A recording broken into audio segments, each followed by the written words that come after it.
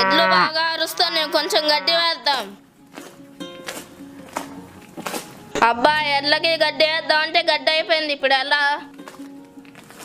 ఒసే కీర్తి, వస్తున్నానండి.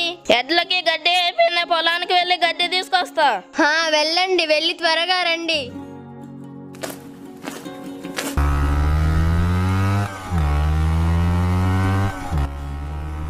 అబ్బా, బంగాళదుంప. అబ్బా, దీన్ని ఇంటికి తీసుకెళ్లి కూర వండించుకొని తింటా.